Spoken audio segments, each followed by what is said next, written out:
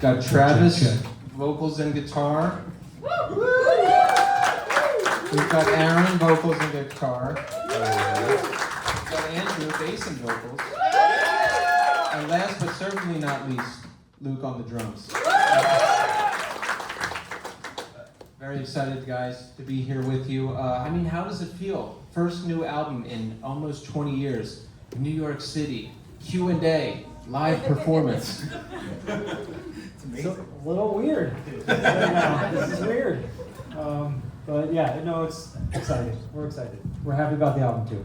Are you excited, Luke? I'm very excited. I'm just normally hidden behind these, and I don't like that my body's exposed. Awkward. Yeah. Look at this.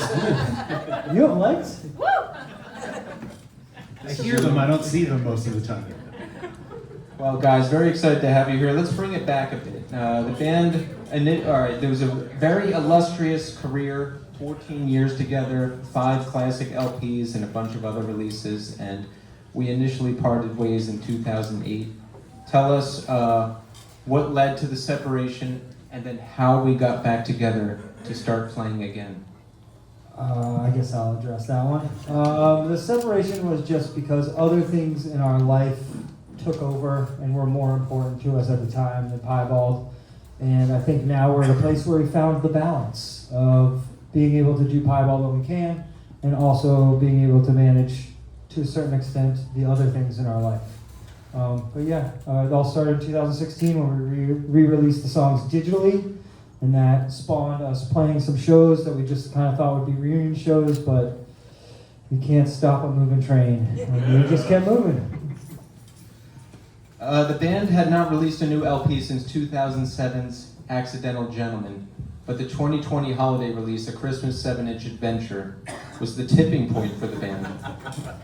To say, okay, let's move ahead with a new record, and ultimately led to the new LP, Tales for the Rages. Tell us about how that happened. I think that writing Christmas songs is easier than writing real band songs, right? So like, if you can write songs about a holiday and enjoy it and get back in the swing of writing songs, then I think that prompts you to be like, okay, we can do this for a real Piebald song or two and see what happens. And then I think that just led to a slow roll of writing songs, recording them, writing more songs, recording them, letting a few go to the wayside, writing some more songs, and then, 6 years after doing that, we had a collection big enough to make an album. Yeah, up until today, we were being extremely selfish because we've been sitting on bangers that only we could listen to. So now you're welcome. Thank you. Yeah, I remember talking to you earlier, Travis, and I think some of those songs go back as far as 2017. Some of the initial songs on the new record. True. Gentlemen Callers, which we'll play tonight and has a video out now, and it's one you could have listened to before the record came out. That song has been kicking around in the Piebald zone since maybe even 2018 or 17 when we were first writing new songs. It was one of the first ones, and we have since edited it quite a bit, but it made it to the record years later.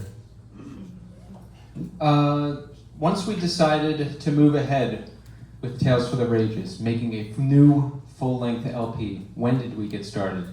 How did we get started? Tell us about the overall creative process. And I know it's a little different now because you're down in New Orleans now, right, Travis? Yes, I think COVID was a huge catalyst for us to be writing songs and sending them to each other. In GarageBand, being able to, what's it called when you work with somebody? Record music? Nope. Nope. And it's not even share. It's called Collaborate. Which I should know as a word, but I had to figure it out. When you can collaborate on GarageBand, and we were writing a lot of stuff because as a bartender I wasn't going to work, so it was a time for making tons of music, and then you'd send it to everyone else and be like, all right, throw your ideas up there and we'll see what happens with it. And then we started recording different times with Doug in North Reading. And that was a bunch of different sessions, and then we finally got there to finished products with all the songs. But sending demos, it's great. Magic. How did it feel to be working together on a new record after all these years? Were we happy? Were we nervous? Both? I mean, I think we were all pretty psyched. We had worked with Doug, our friend Doug Batchelder, for the record before that and for the Christmas record. So, I mean, he's like our guru, and so it was really comfortable being at his place in his studio, and like he makes it really easy for us. We can go and like, since Travis is from out of town and Stuart was out in LA at some point, like we can go there and practice for a day or two, and he can get sounds and set up mics and stuff, and then start recording stuff. So it was really, he made it very easy for us, and it came kind of naturally. Yeah, honestly, it was the most casual recording we've ever done because there was no idea what we were going to do with it. We were calling them demos. Yeah, we were calling them demos for ever, and typically the recording session is a few weeks in a row, rapid fire, cramming it all in, trying to hit a deadline to get the record out. And we had recorded most of these songs, and we're like, what do we do with them? And Iodine came along and said, we'd love to put out your record. And we said no.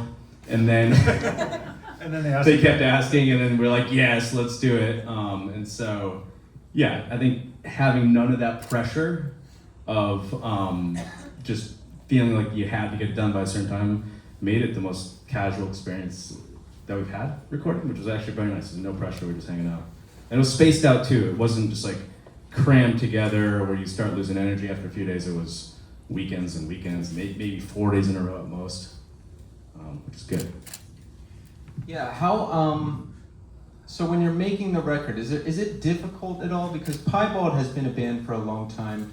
The sound has evolved through different evolutions over time, from more post-hardcore to more straight ahead, like catchy guitar-driven rock. And there's a big gap between the last record and the new record. So is it difficult at all to sit down and say, like, what are we going to do? How are we going to do it? Yes, I think it was difficult, and I think we held ourselves up to some pretty high standards, and it's difficult because you want to make other people happy, but you're also trying to make yourself happy, and so balancing those two things, which we don't even know if we did, so, it's not easy, and I think we definitely had to go back to different songs at different times and edit them again, or change them, or try recording them again, because they didn't pass the finish line, and there are still songs that got left behind that are, I think, as good as the songs that are on the album. We just didn't quite get there. But yes, it was difficult. I would say it was difficult. It was a mental investment. I imagine things are a lot different for you guys personally than, say, in like 2002 when Friends came out, right? So, all right, let's talk about the new record. What in 2026 makes you happy for putting something into the new record, something you want to do? What makes me happy? Yeah, this is a loaded question. Just that we made it we did it. We made a record. That makes me happy. It's exciting for us, and took 19 years to do. And we're very happy it's here, right?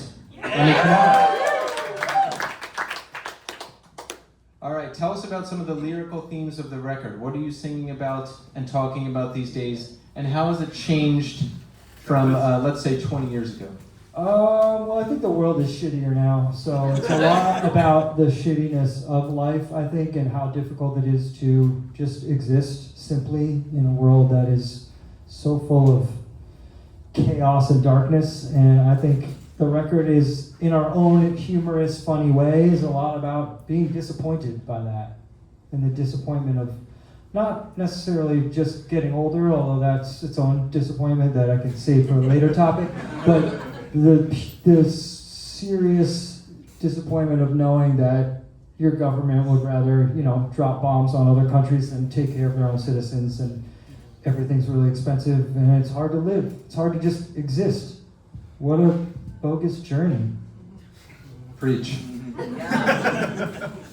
All right, let's take some of the pressure off of Travis. Let's go down the line. Favorite part of making the new record, or favorite memory from making the new record? Let's start with Aaron. I always like when backup vocals come in and everybody gets to kind of put their own flavor in it with singing. It gives the songs like a different vibe that you didn't know there could possibly go that way. Big time. When I saw you guys warming up and doing the 3-part vocals, I was like, yes, there it is. Andrew, Yes. favorite memory of making the new record? That's a tough one. There were so many excellent memories. Just getting to hang out with these guys, honestly, like, because I don't see any of them very often. Luke lives in Western Mass, Travis in New Orleans, Stuart's back in Haverhill now, but I don't see these guys very often. So to be able to like take a few days off of work and go and hang out with my best friends for a few days and play music is like a dream come true. So just being together, everybody, and making stuff happen. Luke. All right, favorite memory for me is, I think with this record, we're writing these songs, we're playing these songs, we don't know what they sound like. We're just playing whatever is enjoyable to us. And one of the songs Aaron wrote it in, I want to say 22 minutes most. And he was kind of given a challenge. And it was, I remember us being in my basement, we were like, we like all these old hardcore bands like Gorilla Biscuits and stuff. And Luke was in Fast Break and In My Eyes, so we were like, hey, yeah, we know you like, can play this stuff, dude. Yeah, so we're like, let's just write a song that feels like it was inspired by some of that music he's like, and Aaron just pumped it out. I don't even think his brain was doing anything. I think his body just did it all. It was very fast. And then we got to write that and then go in the studio, and I remember getting to that song and being like, oh yeah, fuck, let's do this. And just doing, I don't know, 4 or 5 takes in a row and basically being like, yeah, the second or third one, let's go with that. It was just like such a rush. And then I was like, oh my God, I used to have to do a whole record that was like that. Good thing it was just this one song. But yeah, the song is called Power Smile, and it's on our new record. Available for sale at Rough Creek. Travis. I think it's when the other guys sing. I know Aaron said backing vocals, but I love when I did my job and then I can sit back and be like, Stu, I think you should sing this part, and then let's try it a little lower. And then you hear like all the voices get stacked up on each other, so I'm kind of mimicking him, but it's also when I'm done with my job. Awesome. Well, let's take a couple questions from you folks in the audience, and then we'll get to the show. Who's got questions for the band? Don't be shy. Yes, hey, come up and ask in the mic so we can film you. No pressure. Now you can be shy.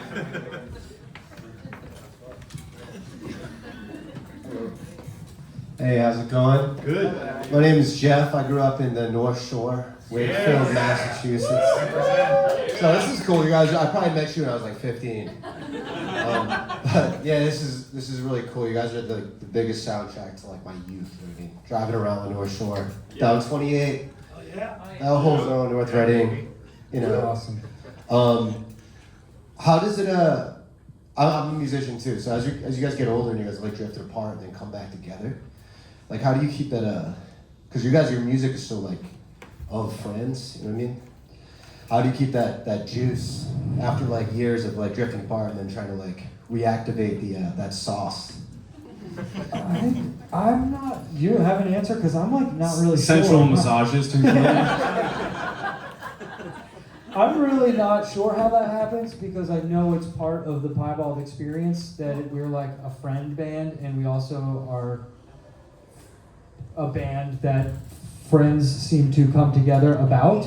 So I realize there's something very palpable and real about what you're saying, but I don't know exactly what it is that keeps the juice going, and it's not sensual massages.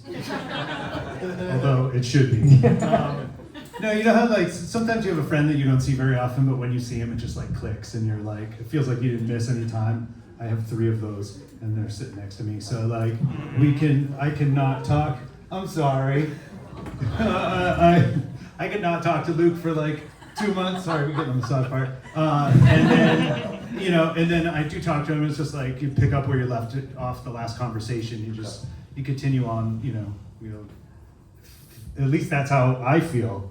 I don't know if you guys feel like every time you see me, it's awkward. You're like, we have to reacclimate to this guy. Talk about this time. But yeah, I don't know. I feel like it's supernatural, not supernatural, but it is very natural and maybe supernatural for all of us to just be like, hey, there you are. Let's keep doing stuff. So the distance is difficult, but I think we're all kind of like together in some weird sort of mystical way. We're intertwined for life, that's for sure. No matter what, you know? Thank you. Thank you. All right, let's take one more question. We got time for one more. Yes, Yeah. come on up. Thank you. Hi guys. Hello. Alicia. I am wondering, you don't have to say New York, what are your favorite cities to play and why? Oh.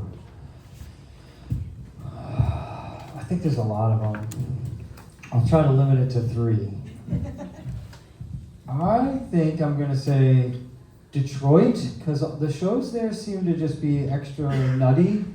I obviously have to say Boston, because we probably, if you just add up all the shows that we played there, some of them have been really epic. And then one show that I always go back to, and I'm not just blowing smoke here, was when we played our 2016 show here in New York. And it was just, I remember the feeling was like, holy crap, I can't believe this is happening. And then you also proposed to your wife. I came with a girlfriend I left with a wife. Or fiance. Yeah. I was overcome with the emotion of New York. There you go. Well, there you go, everybody. Let's give it up for Piebald one more time. Please make sure you pick up Tales for the Rages. Take my word for it. You want to hear it. And we're going to do the live show now. So give us a minute to set up and we'll do it. Thank you everyone. Thanks, Steve. Thanks for coming. Nixon 5.